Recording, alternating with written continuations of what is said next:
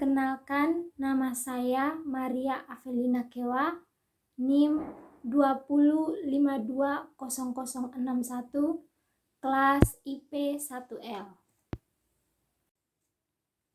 Di sini saya akan menjelaskan tentang 3 sisi pemerintah. Sisi juga dapat diartikan sebagai sudut pandang. Ada 3 sisi pemerintah. Yang pertama, idealisme atau esensialisme. Yang kedua, formalisme atau legalisme atau lega formal. Yang ketiga, realisme. Saya akan menjelaskan satu persatu. Yang pertama, tentang idealisme atau esensialisme. Kita bisa melihat genealogi, konsep atau praktek governance. Pemerintah atau governance adalah sebuah organisasi kekuasaan yang khas dalam republik untuk membebaskan manusia dari absolutisme raja dan etatisme negara. Negara mengandung 4 hal, yaitu yang pertama, hukum, yang kedua, birokrasi, yang ketiga, administrasi, dan yang keempat adalah uang. Salah satu ciri khas dari etatisme negara ini adalah pengakuan perlindungan terhadap hak-hak pribadi, terutama perlindungan terhadap properti. Pada masa munculnya negara modern yang birokrasi, sentralistik, etatis, yang mengalami proses yudifikasi, hukum itu semuanya dilembagakan dalam tubuh negara. Lalu dari sana dikenal konsep kewargaan. Yang sebelumnya hamba bergeser menjadi warga. Warga ini jadi pemilik negara. Itu tugasnya melayani dan melindungi sekaligus menjadikan kebebasan, terutama kebebasan dalam hal properti.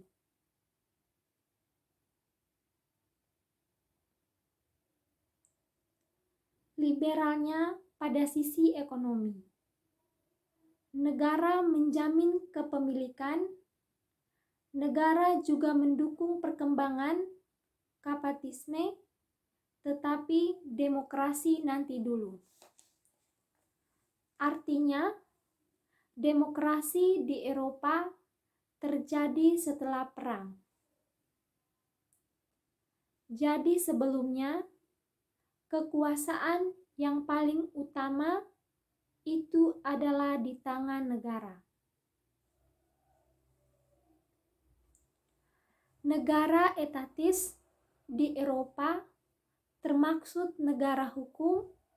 Di sana tidak dikenal konsep governance atau konsep-konsep sejenis.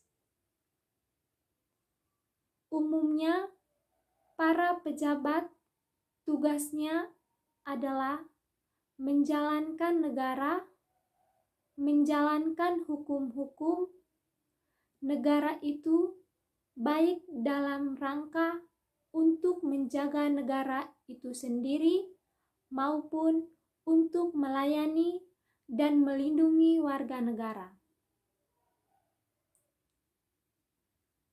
Ketika kita berbicara tentang etatisme negara atau negara hukum, memang umumnya tidak berbicara tentang demokrasi, tetapi berbicara tentang hukum yang dimaknai untuk keadilan, untuk menjamin kebebasan, kepastian, dan juga untuk memanfaatkan, terutama untuk melindungi dan melayani warga negara.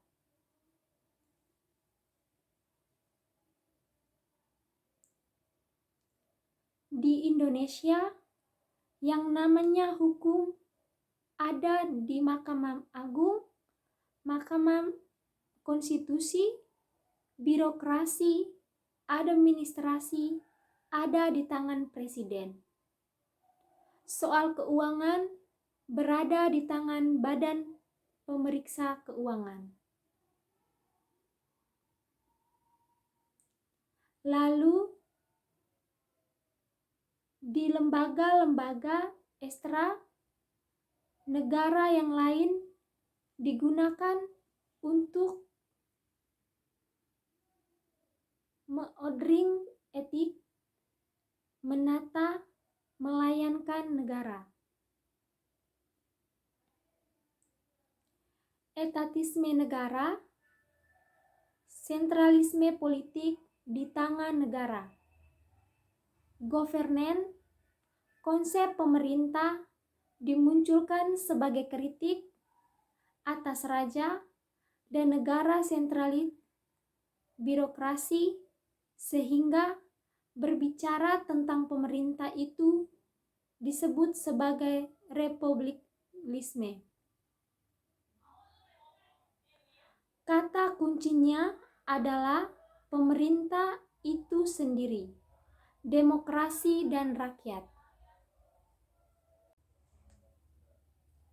Struktur politik yang beragam, ini namanya pemerintah.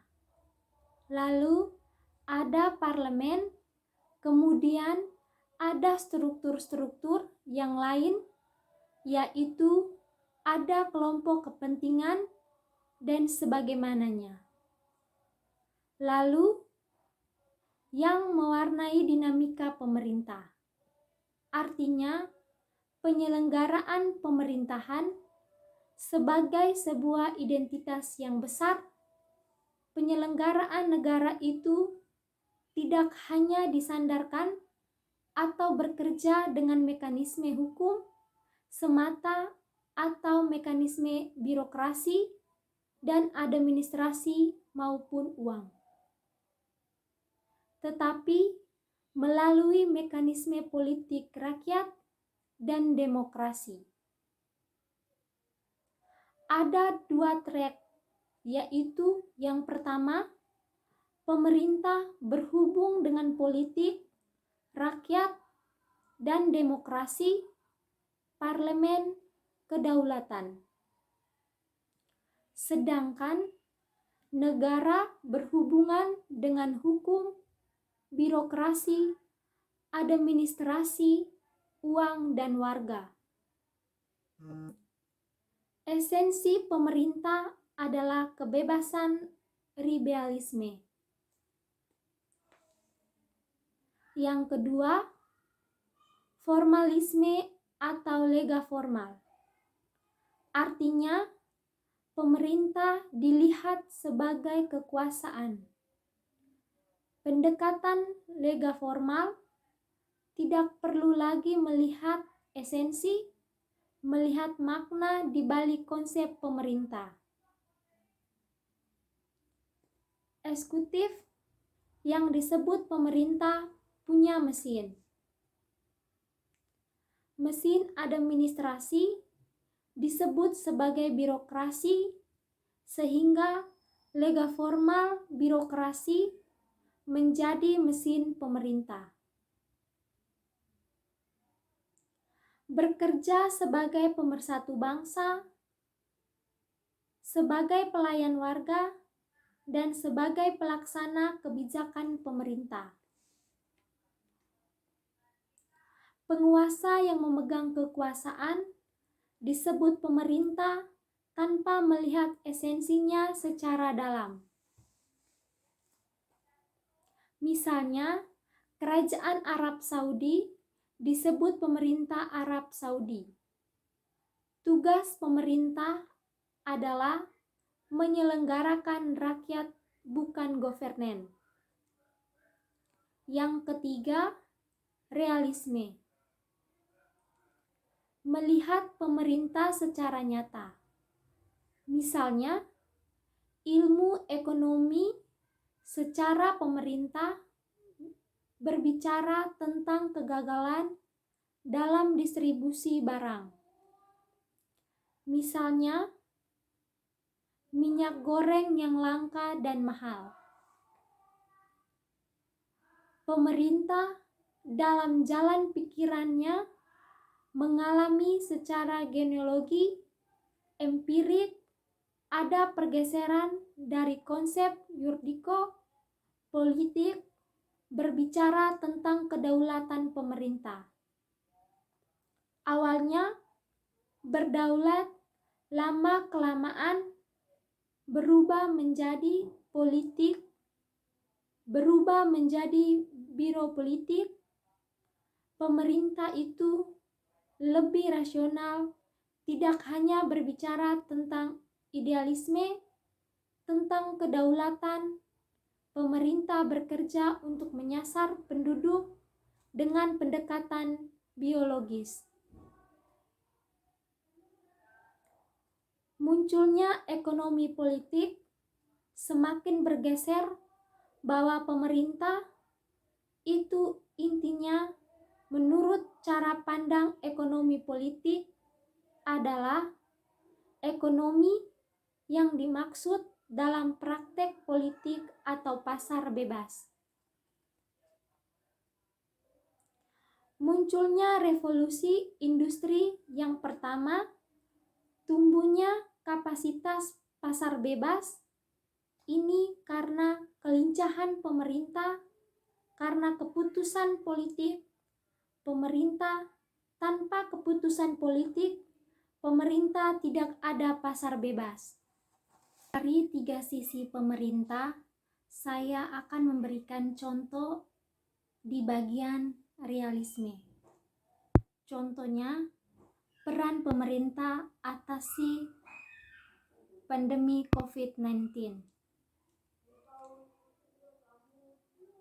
Pakar ekonomi berpendapat bahwa krisis yang terjadi pada tahun 2020 ini adalah krisis kesehatan publik serta humanitarian terbesar, di mana tidak saja menimbulkan kedaruratan kesehatan, melainkan juga memberikan kerugian secara ekonomi yang cukup besar. Hampir semua sektor terkena imbasnya. Dan sektor yang paling berat adalah sektor pariwisata. Karena terhentinya usaha disebabkan social distancing, sektor tersebut diprediksikan baru pulih pada tahun 2022. Sedangkan di sektor keuangan terdapat ancaman ketidakmampuan dunia usaha untuk membayar pinjaman.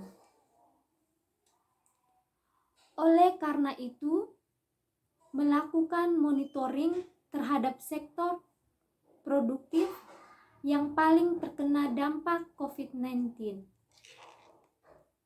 Walaupun komposisi pembiayaan terhadap sektor produktif hanya sekitar 2-38%. Sedangkan pembiayaan konsumtif berkisar 70-72%. Tetapi sektor tersebut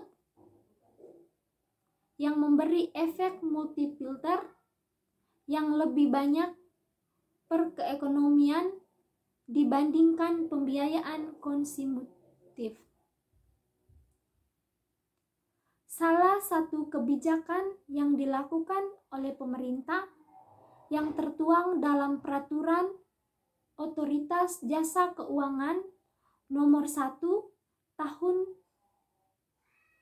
2020 tentang stimulasi perekonomian adalah dengan reaksi kredit untuk menekankan risiko kredit macet perbank, sehingga perbank tidak perlu menambah non-performing guna menambah cadang kerugian akibat kredit macet. Beberapa program yang dilakukan adalah bantuan sosial, percepat pelaksanaan kartu pekerja, serta pemotongan tagihan listrik. Berdasarkan pengamatan ekonomi menyatakan bahwa negara-negara yang berhasil mengatasi dampak COVID-19 melakukan stimulus fiskal di sektor kesehatan, pengurangan dampak COVID-19, serta bantuan bisnis yang diberikan pasca pandemi.